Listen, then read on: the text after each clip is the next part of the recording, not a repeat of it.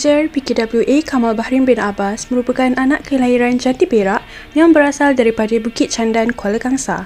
Dilahirkan pada 30 April 1963 yang kini berusia 60 tahun. Kini, beliau menetap di Taman Kelebang Jaya, Cemor Ipoh. Beliau merupakan anak kedua daripada keempat orang adik-beradik. Mula meminati ketenteraan sejak kecil dan telah mencuburi bidang ketenteraan daripada umur 15 tahun. Beliau mempunyai cita-cita tinggi untuk menjadi anggota tentera yang berkhidmat sepenuhnya terhadap negara dan mendapat sokongan penuh daripada kedua orang tuanya untuk menjadi seorang Angkatan Tentera Malaysia.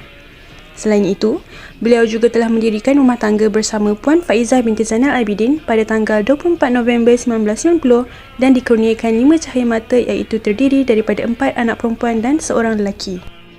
Menyingkap latar belakang pendidikan beliau pula, Major PKWA Kamal Bahrin bin Abbas telah mendapat pendidikan awal di Sekolah Kebangsaan Raja Perempuan Muzwin. Kemudian, beliau seterusnya melanjutkan pelajaran di Sekolah Menengah Kebangsaan Bukit Mercu dari tingkatan 1 sehingga tingkatan 3. Berikutan pada usia 16 tahun, beliau telah bersekolah di Sekolah Pertukangan Perantis Angkatan Tentera Port Dickson Negeri Sembilan. Tamat persekolahan, beliau kemudian melanjutkan pelajaran di Institut Kejuruteraan Tentera Darat selama 18 bulan. Selain daripada itu, Major PKWA Kamal Bahrin bin Abbas mula terlibat dalam Angkatan Tentera Malaysia pada tahun 1979 dan memilih untuk berkhidmat di dalam pasukan Kor Jurutera Elektrik dan Jentera Diraja. Beliau telah menyandang pangkat pertama iaitu Lance Corporal pada umur 22 tahun. Beliau juga kerap menghadiri pelbagai kursus kerjaya dan kepakaran anjuran Tentera Darat Malaysia serta agensi awam. Antara beberapa lokasi sepanjang beliau berkhidmat adalah Kem Lapangan Terbang Sungai Petani Kedah, Kem Gua Permai Tambun Ipoh dan Kem Batu Cantonment Kuala Lumpur. Merujuk kepada minatnya yang tinggi dalam ketenteraan, beliau telah menjadikan Jeneral Tan Sri Dato' Azmi sebagai idola. Major Tuan A. Kamal Bahrin bin Abbas merupakan seorang yang cukup aktif dalam pertandingan sukan terutamanya hoki dan golf.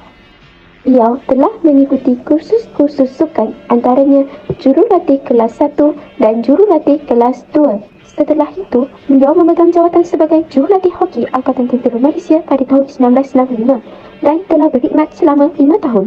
Berbicara penuh bersemangat mengenai sukan hoki, pasukan yang diketuai beliau adalah antara contoh terbaik dan pernah menjadi satu pasukan terkuat di dalam Tentera Darat.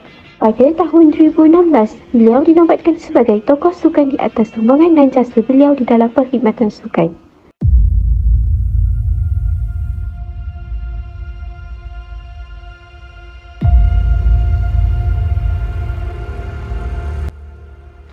Pada tahun 1989, Major A. Kamal Bahrin telah menyertai Malbat ke Namibia dalam misi United Nations Transition Assistance Group.